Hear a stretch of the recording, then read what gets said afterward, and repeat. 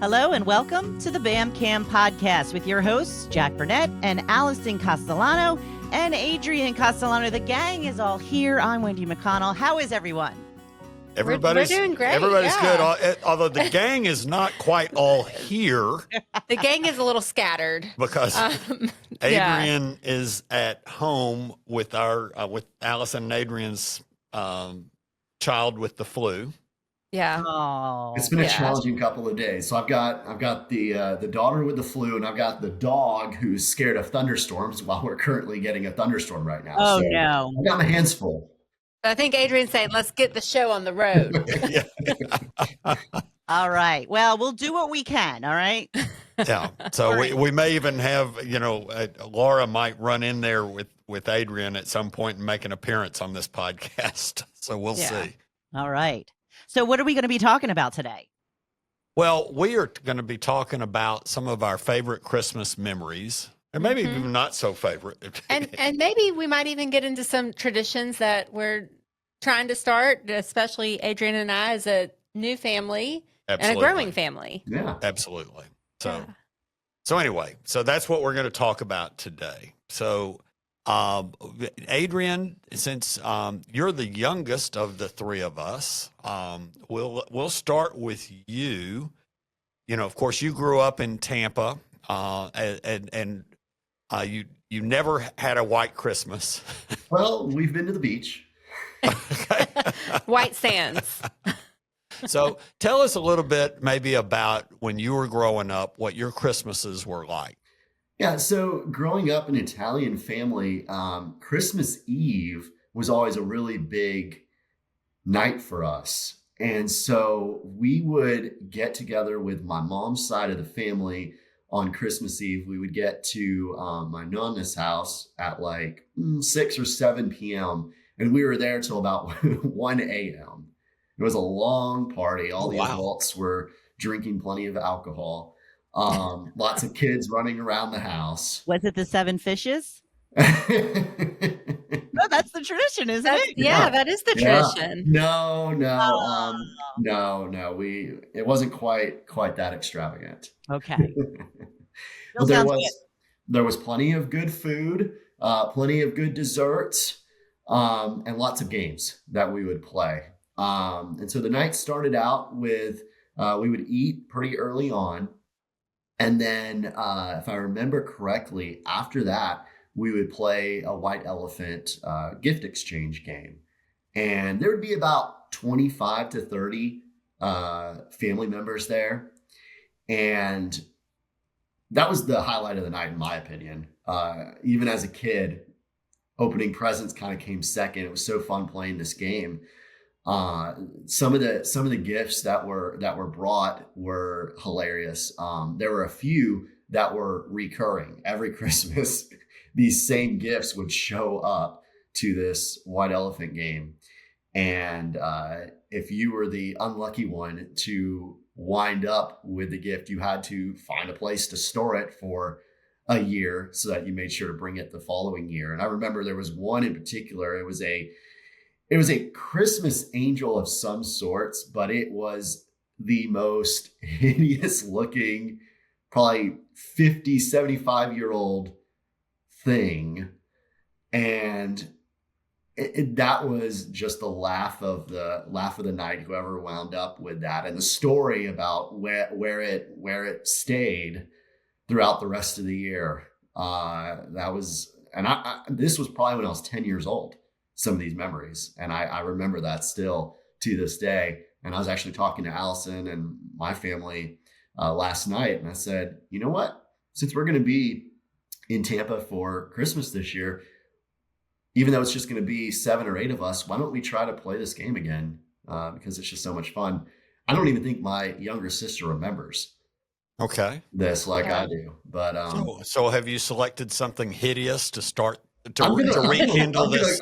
I'm going to look around our garage. We probably have something. Between the garage and the shed, I am pretty sure I can find something. To rekindle this tradition. Yeah. So, But we had a gift. It was always the gag gift, we called it. And it was like a fake jewelry, but it was just like a hideous piece of like I think it was like a necklace and earring set. Do you remember that? I remember something about that. It's among your mom's sisters. Yes, and it got regifted year after year after year. And one of us ended up with it one year. We wrapped it up, I think, the very next day and made sure to save it and bring it the very next year for someone else to get. Sure. I do remember it was rather hideous. So. Yeah. I'm not sure if it was intended to be a gag gift, but it ended up being a gag gift. Yeah. So, well, good. So, Alison, tell us a little bit about what some of your favorite Christmas memories are. So, we grew up going skiing. We started out going to Crested Butte a lot for many, many years. And one of my... Can I interject about how that started? How that started, yeah. You were probably 3 or 4 years old, and we were living in our house in Vestavia, and it was in Alabama. You don't know what you're going to get at Christmas time weather-wise. You could have 70 degrees, or you could have what's much more common is about 45 degrees and raining, pretty miserable, kind of cold and damp and dreary. Or when I was working as a meteorologist on TV, tornadoes. Well, we've had that too. We've had that too. But this was a Christmas Eve that was about 65 or 70 degrees and sunshine. It was just a lovely day, but not what you envision as Christmas Eve. And I remember you walking into our living room where our fireplace was, and you said, and you asked me a question: how does Santa Claus come if we don't have snow on the roof? Logical question For a 4-year-old. and I came up with an answer that worked and assured you that Santa Claus would still be coming. And we would be able to manage and everything. But it just dawned on me at that point in time. I was already traveling a lot with my work at that point. So we had a lot of frequent flyer miles and things of that nature.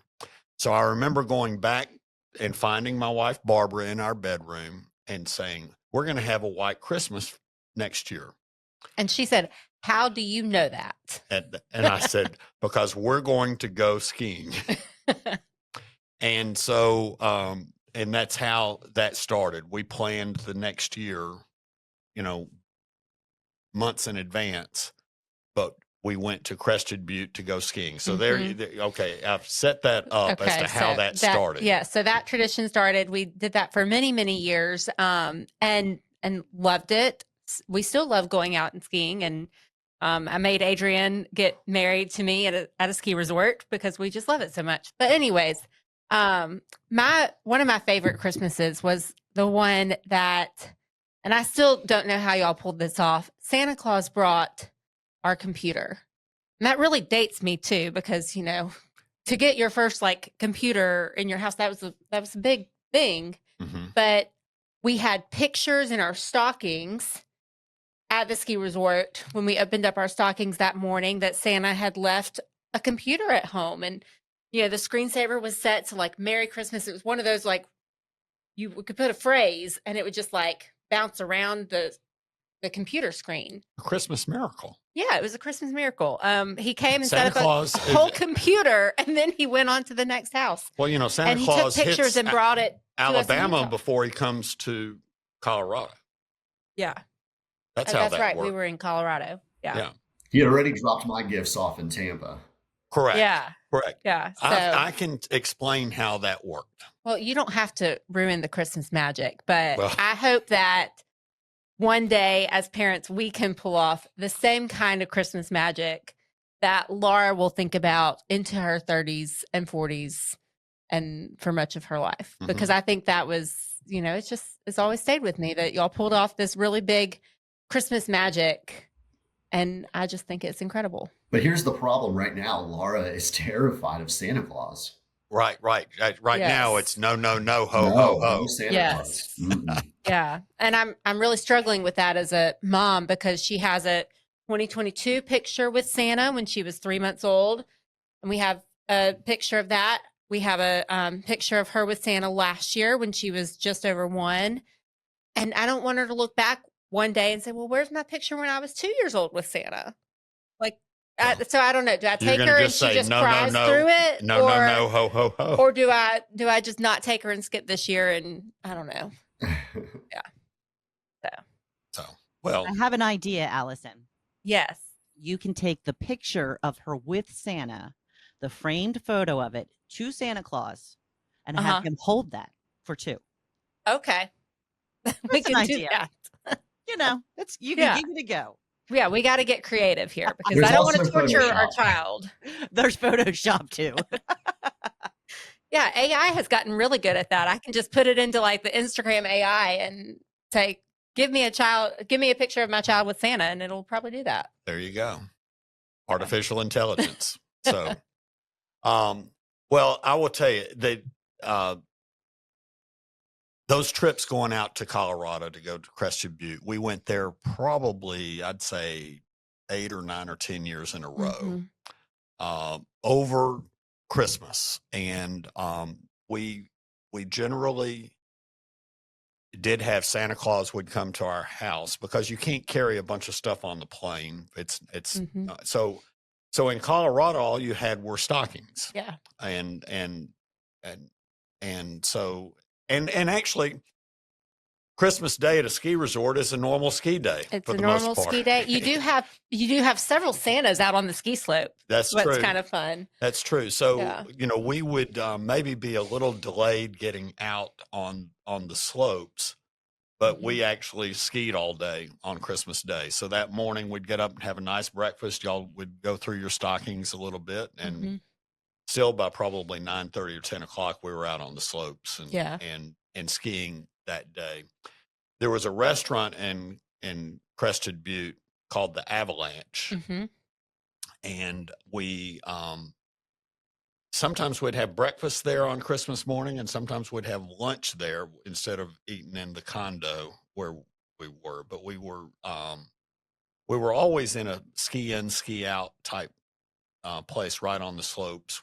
One of those Christmases that I remember at Crested Butte, this was after you were probably 7 or 8 years old or whatever.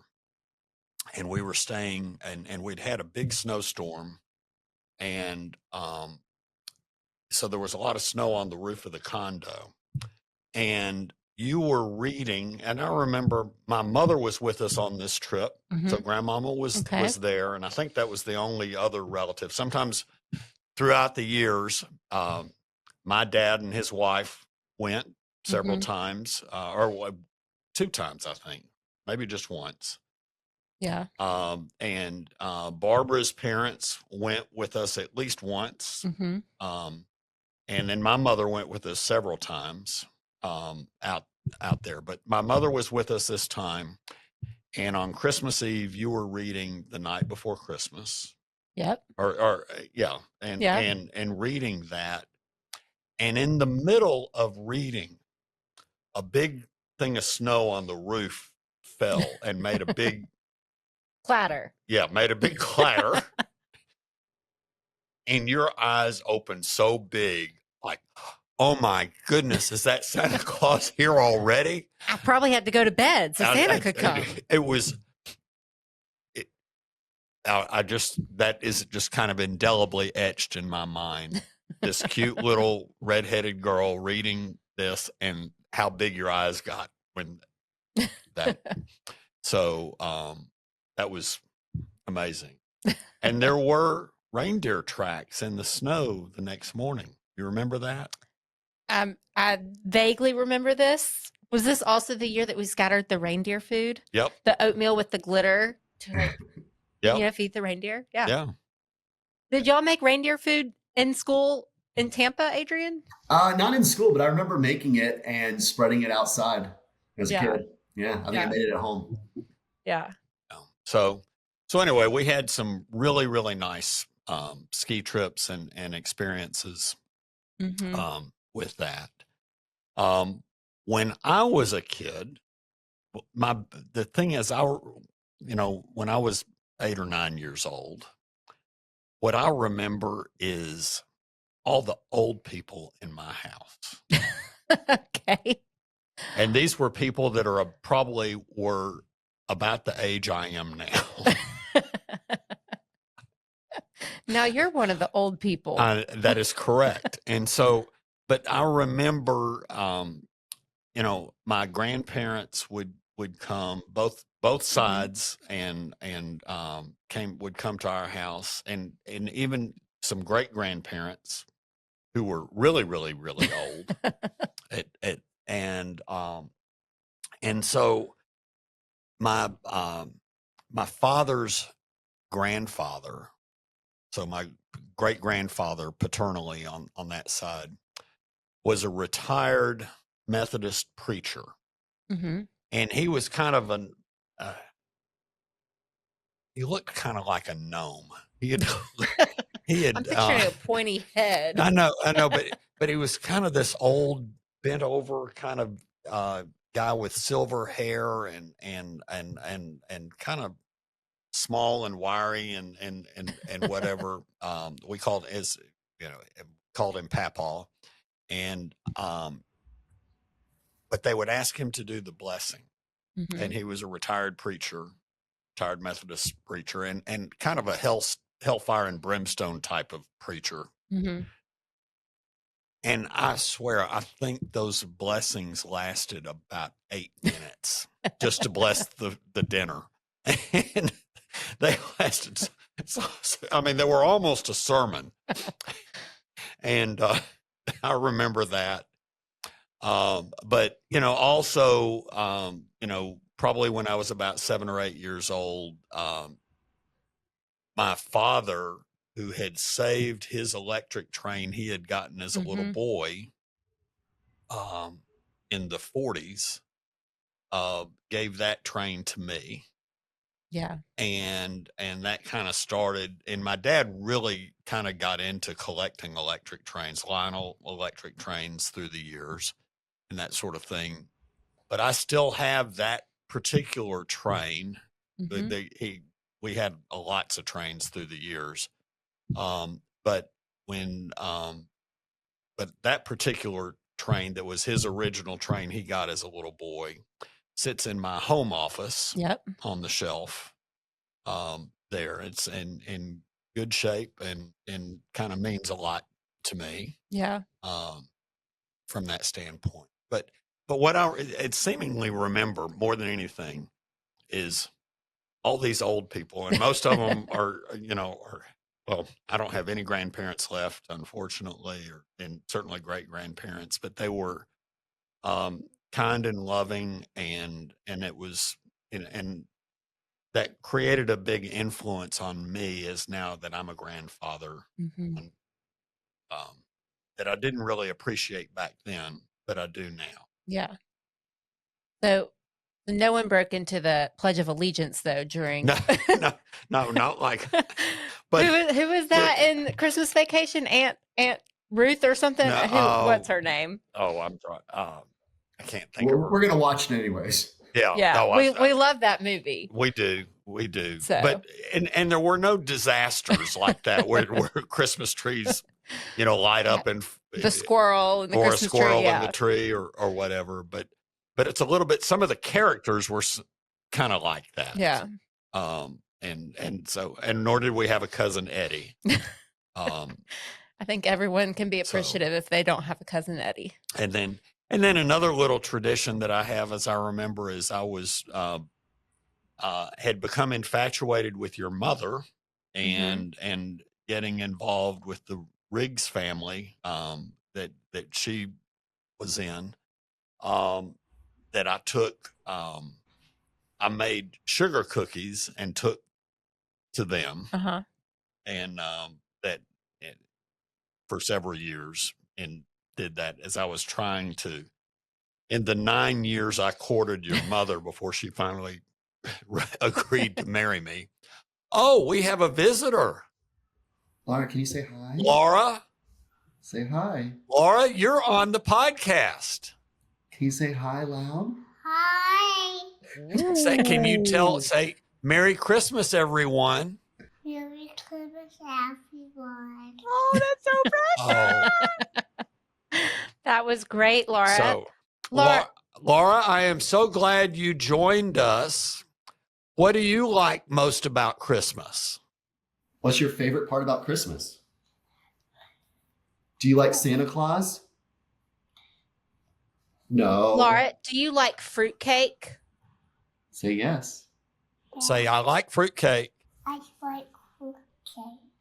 Okay. The fruitcake is actually kind of an important Christmas memory. Grandmama always made fruitcake. Right. And Gave them as gifts. And she quit making them when she moved into Kirkwood. Right. And y'all have kind of picked up that tradition, and it's something that we're starting with Laura to make fruitcake. And I'm so glad that as a 2-year-old she likes fruitcake, because it really is, not everyone likes it. You either love it or you hate it.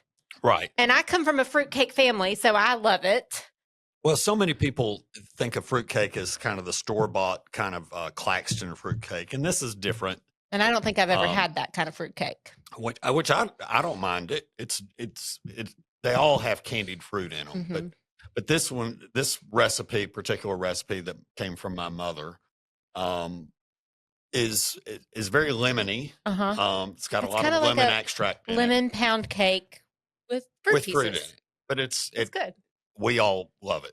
So we all love it, and I hope that Laura will always love it. Even though her dad doesn't love it, but I love it. And it's actually been something I've been craving in this pregnancy. Okay.